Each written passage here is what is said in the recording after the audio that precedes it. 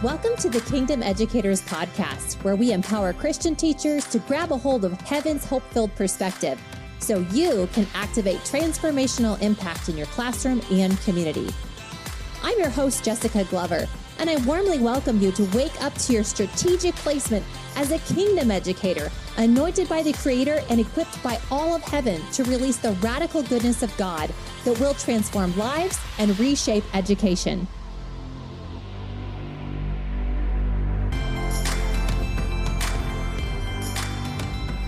Hey there, Kingdom Educators on Mission with Jesus.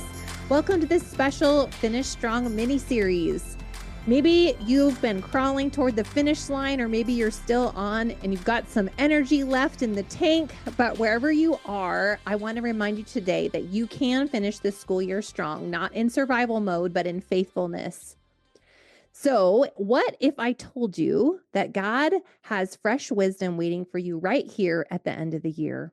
Today, we're kicking off this series with an incredible leader and a new friend of mine, Christal Hollinger, a principal in Texas at Toller Elementary, who's been leaning into God's voice in a new way, especially when it comes to something that can feel pretty draining at this point in the year, hiring interviews, right? But you all, what she's discovered about pressing into hearing God, even now, is fun and inspiring, and it's helping her discern who's really kingdom fit for her school family. So we're going to dive into this episode. So Christal, welcome to the podcast. Thank you, Jessica. It's awesome to be here with you. I am so honored to have you. Christal and I met actually through Christian Educators last summer at the Summit Leadership event, and we recently connected. We got thrown into a room off of a Zoom call, and I got to hear this testimony that you're going to hear tonight. And I was like, Christal, can you come share? Because it's so inspiring, especially this time of year where we're kind of feeling like, my tank is empty. And I was like, oh, they need to hear this. This is so good. Because I'm always talking about, let's tune into the voice of God, because that's where we can receive wisdom and revelation. We're connected to the powerhouse, Jesus, and the whole friend, Holy Spirit. And so for those who don't know you, though, Christal, will you tell us a little bit about your heart for being a kingdom leader at school? Absolutely. Absolutely. I just want to love people. That's just at the heart of it all, quite honestly. And I often say we're building a place where we love people, and we happen to educate kids too. That's at the very heart of what I hope that we build. And I was a classroom teacher, I was an instructional coach. And when I went into my principalship, I had very little leadership experience. And so I was like, I don't feel really qualified to do this at all. And that was exactly where I needed to be, because he was just like, let me lead this. And that's been my mantra. And there's a Post-it note that's still on my computer 3 schools later that says, let him lead. And so every year, I think he's just refining that for me. And last summer, I was getting ready to present at the elementary school principals conference, and he just gave me this lead with love. That's what I want you to do, is lead with love. So I kind of explored that and did a presentation on that. Wow. But then when we were at Summit, that really got clarified for me when Jamie Winship was speaking to us. And there was so much good stuff. And it was like, I wanted it all and wanted to run with it all. And I ran with it a lot. But one thing he said, it was like God connected so deeply in me. And it's changed everything, because he said we should be an agent of taking away fear. Ooh, yeah. That's our job. We should be an agent of taking away fear, in every room we enter into, or every situation, or with every person. And instantly God said, that's what leading with love is. Wow. And so that's become my mission, is that to lead with love is really to look at fear and try to remove that from people. Yeah. Wow. Which totally leads into you pressing into God's voice for these interviews, because it's like setting the stage for safety in your building, honor, and the presence of love, which we know from John is Jesus. And so like inviting his presence to come and have his way in and through you in your atmosphere, in your school setting, which is And you being the person who's doing that as the top leader is even more, I feel like, instrumental, because you have this place of authority, even in the spirit, to come and do that, which is powerful. So It's exciting. pretty amazing to watch God work. It's such an honor. It really is. I mean, it is. Yeah. It just, I've never ceased to be amazed by all of the things that he does in every moment of every day, the little to the big to all of it. It's just so fun to watch him work. Yeah. Yeah. And to stay in that place of Yeah. expectancy, and then also like, wow, instead Yeah. of it getting dull, and yeah, just being expectant. That's so good. I love too how you brought up the fact that we are qualified by him. And I've Yeah. actually been talking about that a little bit on the beginning of this mini series. And just the recognition that, we just celebrated Easter like a month ago, and recognizing that it's Jesus's work on the cross and the finished work Yeah. of him like rising again that is really what qualifies us for every position we're in, because without him, right, in John 15, apart from him, we can do no good thing, that he fills us with vision and purpose. And even, I don't know about you, but sometimes we get placed with people that are hard to work with, but they help mold us. Yeah. Oh, amen. And it's like, Yeah. Lord, help me to see them with your Yeah. eyes of love, Yeah. so that I am relating to them in a way that would possibly, like you said, break off fear, but Yeah. also it could bring healing. That Yeah. process can bring healing, getting rid of fear. But it helps them to be fully them, and they get to be the gift they are. And then we get to grow in the process. Amen. Absolutely. And you start to Right. see people differently when Yeah. you look at them through the eyes that, just help me see them. That's what I always pray. Help me Yeah. see them like you see them, Yeah. and that you do start to see people differently and see fear and the enemy with his lies and things more out front, Yeah. and more apparent, Yeah. and just get to approach that situation differently and be transformed in it as well, like you said. Yeah. Oh, that's so good. And then you can detach like behaviors that they're Yeah. having, and recognizing this isn't them coming at me. It's actually maybe a wound that they have, and that God can use me to help free them in that area, Yeah, which that's exciting. it is. Because he came to set the captives free, and we as Amen. ambassadors get to carry that same redemptive power, that we're reconciliators to the Father, Yeah. drawing Yes. people. So exciting. Oh my gosh, we could talk about that all day. So Yes, we good. can. Thanks, Christal. Okay, so we can be real that at the end of the school year, we can feel like we're barely holding on. But you've got all the stuff, the testing, the awards, the behaviors might be spiking. Some of you might actually be in the last literal days. Yes. Yet you're here, and you're saying that you, Christal, have experienced joy and fresh wind, even in this process of pressing into God and choosing to be love, getting to carry Jesus within you. What shifted for you and how you're approaching these last few weeks of school? I think it's been my approach this entire year. And so Yeah. I've kind of built some stamina in it. Mm-hmm. And not that it like this year just seems supercharged in this approach. And Yeah. so I've just built some stamina in it. But I think there's been a few things like in every situation, and I've always been at like a moment by moment person. I've really tried to work to be moment by moment, not even day by day, but just Yeah. moment by moment. And You're probably more for present then with people. Is yeah, that I you? try to be. I pray to Okay. be. Yeah. Yeah. And hey, look, I'm gonna falter, and today I did that, and so I had to fail and get back up and go again. Right? That's Yeah. the way. There are moments like that, and we We just have need to say, grace. yes, absolutely. You know what? That one didn't go exactly like it could, so let's try that again. Yeah. Yeah. But I think the big things have been just staying in that moment and being very present about and asking. Like God will tell you what to do. We just say, ask. And Mm-hmm. again, getting those questions of what do you want me to know? What do you want me to do? Those have been transformational for me because it gives me very quick ways to ask and receive. Well, that's good. And I think understanding my identity and being able to walk that out. I'm a community creator.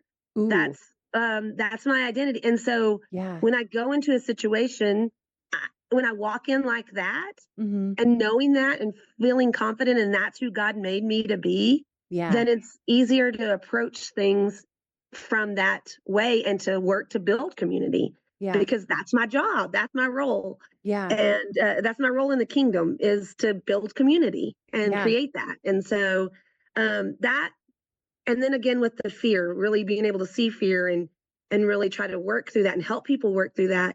I think all of those things combined, you get to see, like I said before, I know it sounds repetitive, but it's true. You get to see God work, and it's just, even though it's hard or it's chaotic, like right now, I am just like every other educator in May. It is chaos.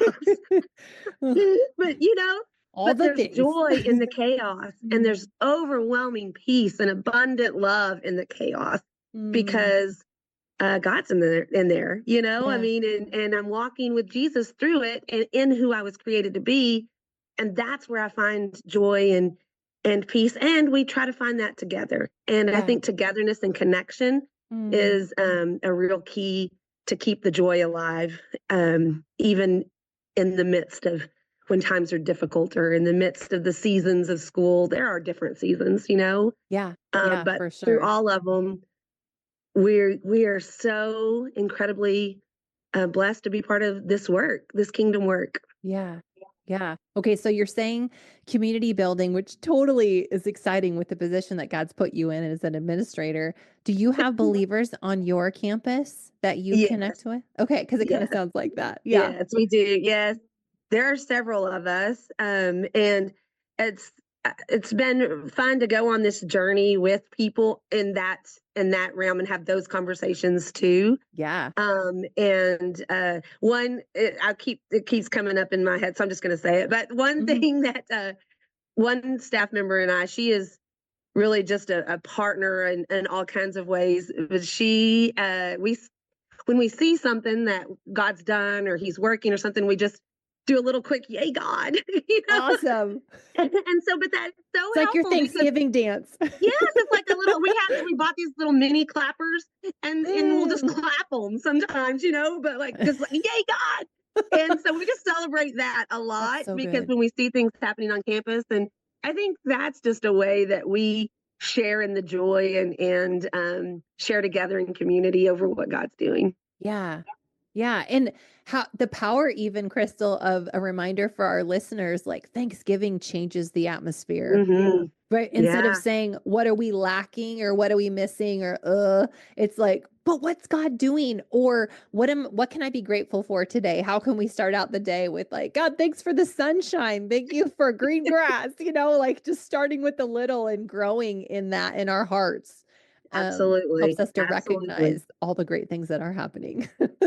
Absolutely. Gratitude. I mean, that is such a big deal for all of us, and especially in these times, right? Because that takes us out of our anxiety and our stress and all of that if we're focusing on gratitude. So it's an important part of this for sure. Lifting off the heavies. So good. Okay, so I want to hear the story. I know you got some revelation. You're sitting in your quiet time chair. Yeah. So what happened on that day? Yeah. So this is so cool. This has been so cool to watch God work in this way. This is year 26 for me in education. Awesome. So, wow. Yeah, this is year 26. So I've been doing this a minute, but it just, like I said, he just always shows up bigger and in different ways. And it's just exciting to see. And so this is a new one for me. How about that? A new one in this year. Yeah. So I was going to interview on Tuesday, and we were interviewing for several positions, which usually doesn't happen a lot here. Okay. But I had because you're in a smaller levels. School, right? I'm in a smaller school, and we don't have a lot of turnover. Okay. And we had a great staff this year, and so there were going to be like 9 openings, which is huge for us. Wow. And where I could, at first I thought, oh no, what are we going to do? But then I thought, no, what's the truth? God built that staff. He is going to build a staff for the next step. Yes. And so I just knew that. And he gave me peace about, no, we're going to do this. Like, we've got this. So we were having interviews on a Thursday, and on a Tuesday morning, I woke up, and many times when I'm studying in the mornings or doing things, many times I will watch someone to learn. I'm a visual person, so I like to watch or listen And that morning I woke up, and it was a Tuesday morning, and I woke up and there was a Jamie Winship video that had come on, and it said identity versus vocation. And so that's right. It was like 17 minutes. So quite honestly, I thought, oh, that's cool. That's a short one. I can watch it real quick. And so I turned it on, and in there, he talked about interviewing for identity. Okay. And God just like put that on my heart all day long. Like I would get that sense of, ooh, don't let that one go. Don't let interviewing for identity go. Yeah. And so the next morning I woke up very, very early, and that was Wednesday, and we were interviewing on Thursday. And I just prayed, and I said, okay, God, what do you want me to do with that? You haven't let that leave. So I know you want me to do something with that. So what do you want me to do with that? What do you want me to do with that interviewing for identity? And it was very clear that we're going to rewrite our interview questions so that we get to the heart of people's identity. And so let's get going, basically. Yeah. So I just prayed and pulled out my computer and pulled up a document, and we went and he just fed me interview questions, quite honestly. And I'm just typing, and the interview questions were just flowing onto the page. And so we got them on the page. And then I was praying, like, is there a certain order? Because there were pretty deep questions, and so is there a certain order that is going to be beneficial? And so we kind of worked through that. I prayed about that, and heard that there's a question about fear, and to put that first so that like we get that fear, we remove that fear, and then the identity question is next. And so just specific things like that, like the way that they were positioned was important for people to work through a process. Yeah. And so got those questions, sent them to my interview committee, like shared them, and crickets. Just over email or nothing. Oh, okay. So of course the enemy's like, ooh, maybe they're questioning this. Maybe they're thinking, all of those doubts and questions are always there. And your interview committee's at the school, or is it at the district level, or at the school? It was it was a team of teachers, and so I didn't hear anything, and so I thought, well, I'm just going to print them, and we'll just talk about them Thursday morning. Yeah. So I printed them, got them in there, because I knew that this is what God was asking me to do, no doubt. Like I knew that. And so I thought, he asks, he will provide the way. So we're just going to walk into it and do it. So good. And so I printed those and had them. And the first person that came in from the committee, when she walked in, she said, I love those questions. I love them. Wow. And so we all sat down. There were 4 of us, and we all sat down, and I had each of them read the questions and then tell me what question they would like to ask the candidate. And so what God was showing me was it was important for them to have that choice to connect in a way. And so like the person that was really working on recognizing fear and replacing lies with truth chose the fear question. So that was cool to see, That's how awesome. the people were choosing questions with things that they related to. So we chose those questions, and then we started interviewing. And the first person that came in, we usually interview like 30, 45 minutes. We were about an hour and 15 minutes on that. Oh my goodness. Whoa. It was the most beautiful conversation. And every interview, except for like 2, was like that. There were 2 that, and that was what God was showing me, like that they weren't ready to be vulnerable in that moment, and we're not going to force anybody, and so that was just not the fit, and not the time, not the fit for this, but I mean, just not the fit for them. Like those questions weren't the fit for them. Yeah. And so it was just beautiful conversation. And the beauty in it was the second, like we asked them to introduce themselves, but the second question was, we all wrestle with fear. What's a fear that you wrestle with? And so the vulnerability that required, I was so amazed at how people just went for it. Went for it, because when we asked it, we said, like, the person asked the question said, like, I I struggle with fear of failure, you know, a lot. And so we just made ourselves vulnerable, and people just went there.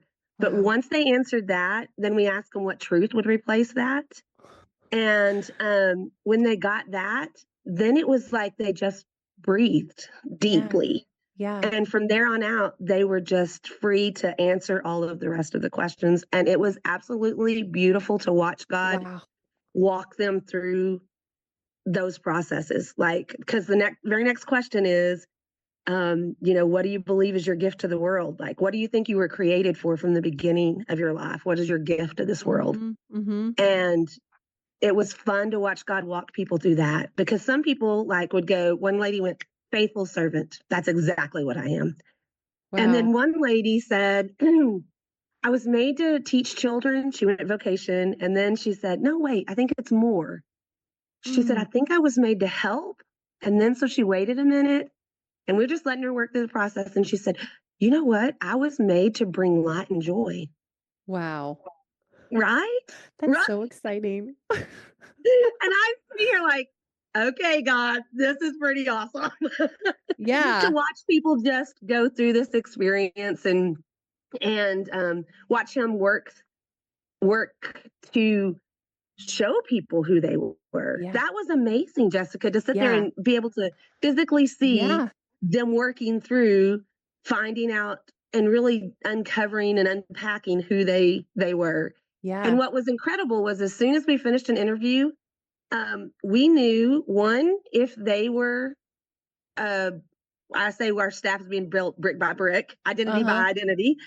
But if they were a brick that, you know, were being built and exactly where. Yeah. Like, because we had multiple, like the first one, we were like, yes. And with that grade, because there was never any discussion about one person, did they go here or here? It was like, you knew exactly because you knew who they were, you know? And so it was just pretty incredible to watch. So we did that with teachers.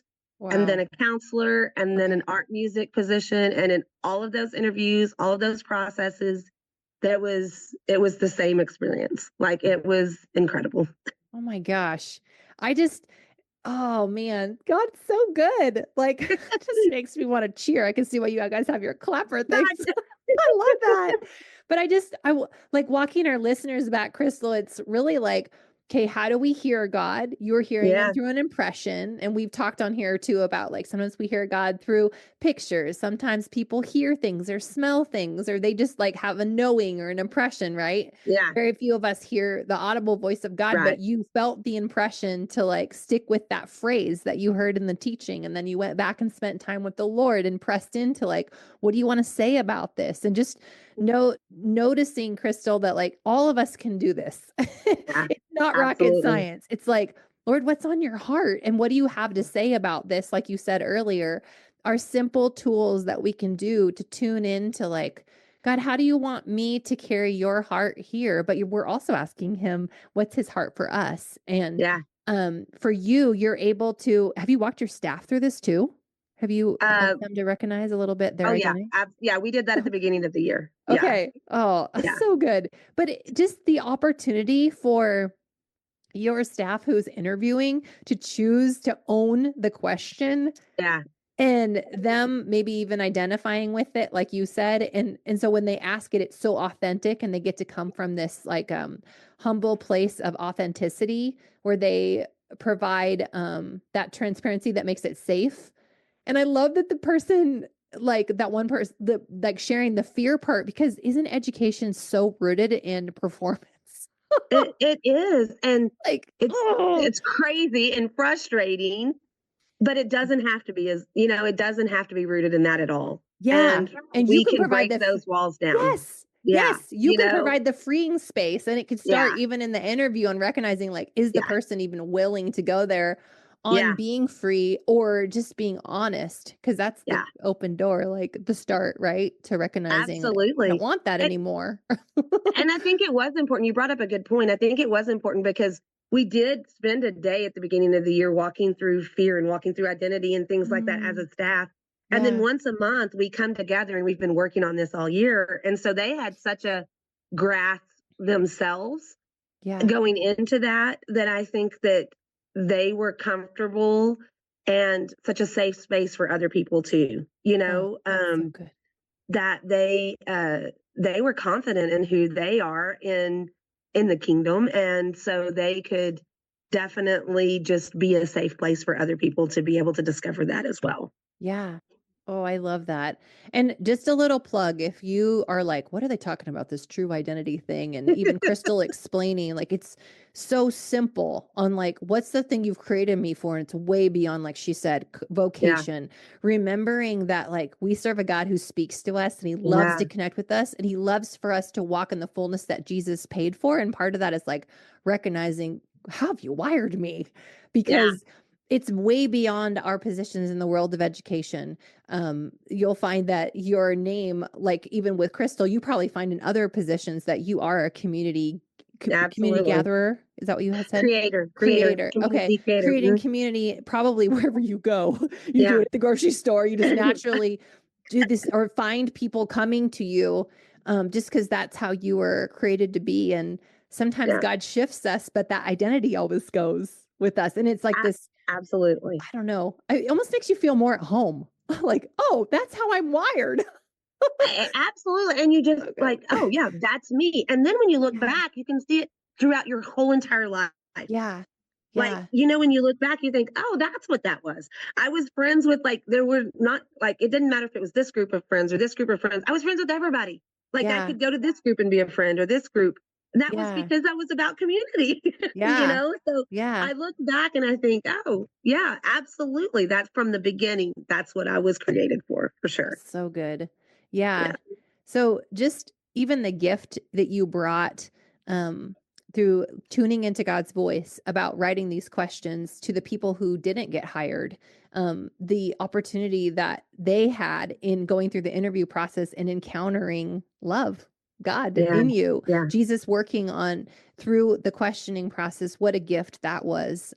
So I just want to say, Kingdom Educator, if you're listening in today and you're like, wow, that's crazy, God can totally do that through you in a simple activity in your classroom, or maybe you're even leading a staff thing and he's like, hey, try this. I just challenge you to try it because, like Christal, it just is, it sounds like it was a whole lot of fun. Like it was a blast. It was a blast. Plus God's like doing stuff. It's like, wow. So fun. Oh man. Okay. So we may have already kind of gone over these last few questions I had for you, but what's another maybe surprising thing about hearing God's voice in your job as a principal? Well, I think that the surprising thing for me is that it's in every little detail, not just big situations. Or, I think sometimes we think, okay, I'm going into this, I need to know how to approach it, let me pray about it. You know what I mean? But it's like every interaction I have with a kiddo, or, if I have to talk with a kiddo, I'm just like, it's there. It's like, how do I walk this kiddo through this, and what's going to be best for them? And so I think that what keeps surprising me is there's no situation that it's not relevant. Do you know? And I know that in my head, but just when you're walking day to day, it's easy to just kind of go on autopilot sometimes, or, not think about that. But I think that that's the beautiful thing, is that every moment of every day, there's an opportunity. And listen, I mess it up and I don't get them all right. That's for sure. But there's another moment right around the corner. So get ready. It's coming. Yeah. That's good. So I think that's what's surprising. And through that interview process, the thing that was surprising to me was how quickly people would become vulnerable when they felt safe, and how it connected us immediately. Like that was very surprising. That was like something I didn't really even see coming. I figured that it would work people through this, but we were like connected immediately. And so I think that's beautiful because we have such a connected staff. So they're going to be just linked in real quick. So that for that specifically, I think that's something that surprised me. What a gift. Wow. Oh man. So I feel like, well, what's the best thing God's shown you in these conversations with potential hires? So I feel like you kind of answered that, but maybe there's something else. I think that like I said, I mean, this may sound repetitive and maybe it is, but just how quickly people can be vulnerable when they're safe. Like, I think that that's something that, you think, oh, I need to know somebody. Oh, I need to have some relationship established. Or I did, you think that it needs to be a process over time or something. I mean, we were with these people and then in the first 15 minutes we're asking about fear, But I think that when you come from a genuine place, then people feel that and people can become pretty vulnerable and rather quickly. And so I think that's something that God showed me through these conversations is that it doesn't have to be some huge thing you have to do, it can happen pretty quickly. So just be willing to let him lead that and go there when somebody needs it, or when when it's necessary or when it's going to be beneficial or it doesn't take some big plan. It's just, it's how he designs it, whatever that looks like. Yeah. Like I say, giving him our yes.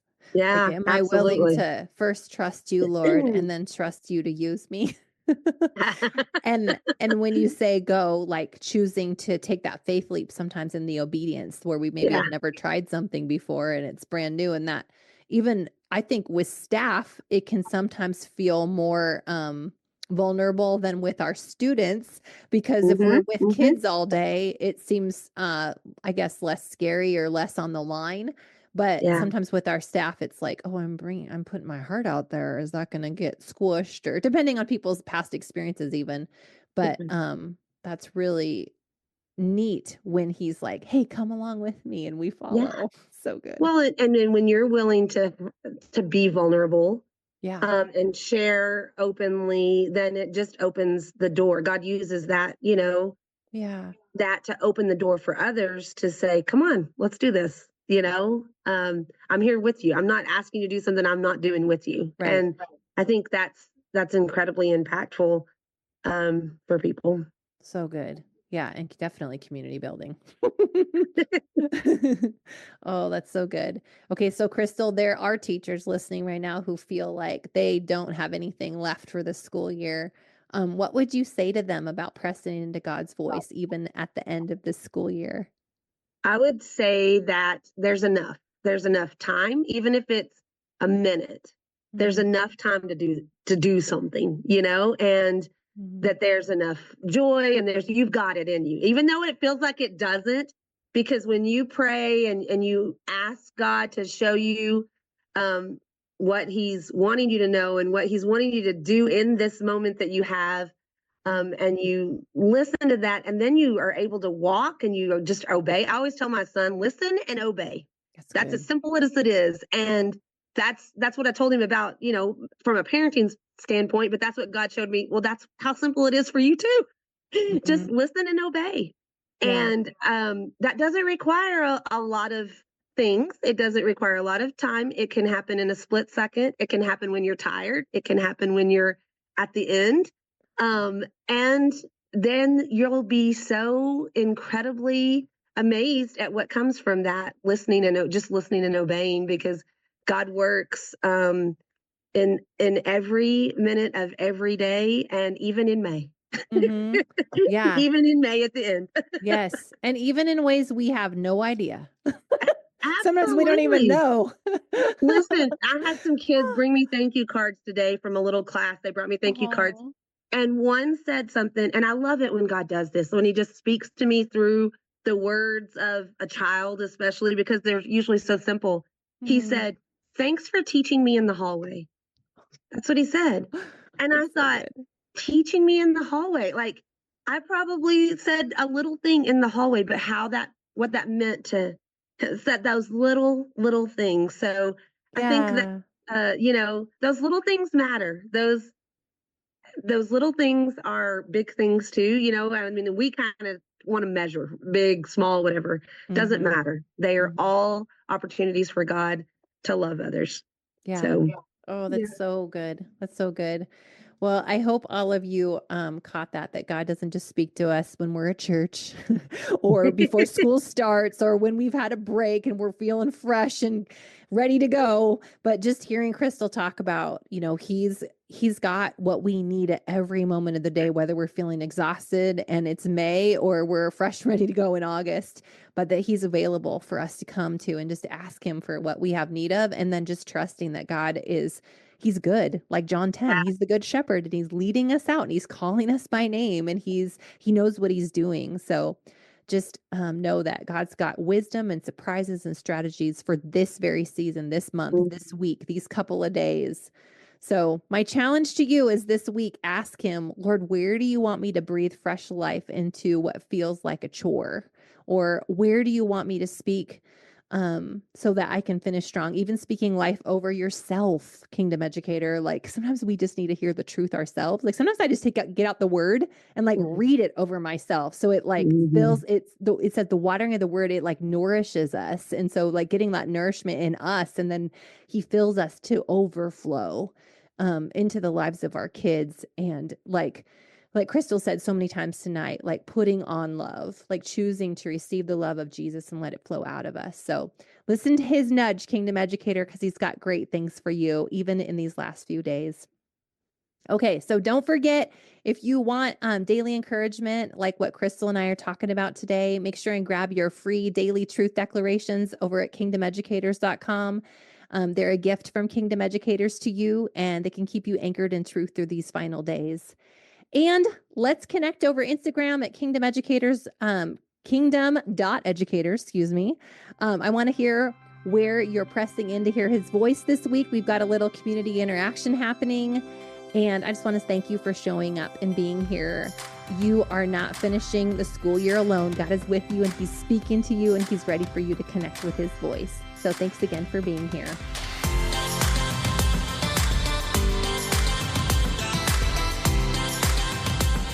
Thanks for tuning into this podcast.